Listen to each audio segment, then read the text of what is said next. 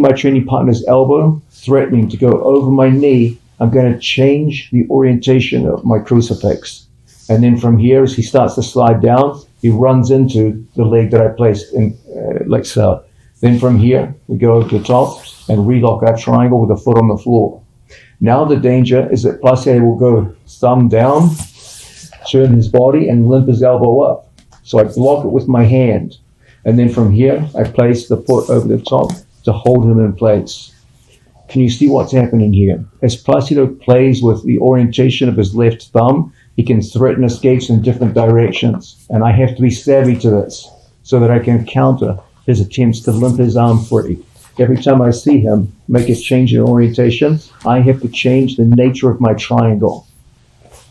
And in this way, we can ensure that we keep excellent control over his arm.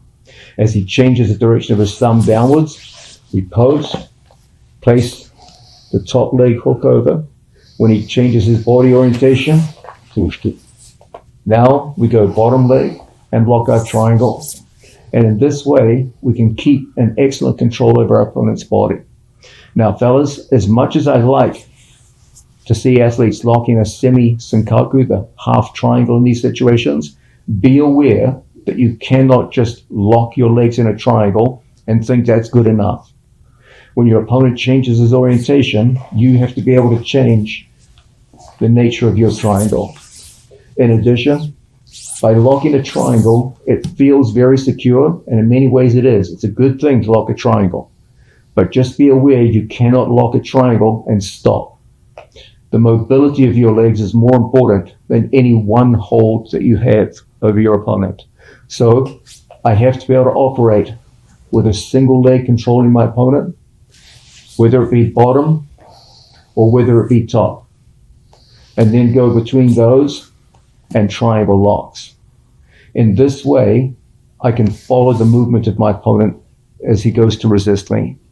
If I just lock on a triangle and just hold it in place, it's a good all-round grip, but it's never enough to cover all the contingencies of what Placido can do in terms of twisting and moving his arm out. So as we play this position, Placido,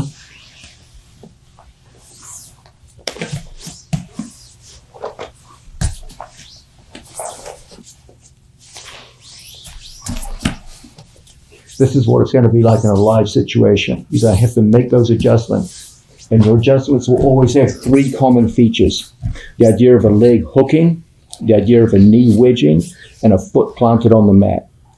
The easiest way for most people to ensure that they get all three is to lock a triangle with a foot on the floor.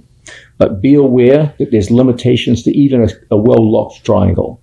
You have to be able to go from single leg control with either top or bottom back to the safety and security of a triangle and flow between those. You can't just lock on one grip and think that's an all-round grip which covers every contingency.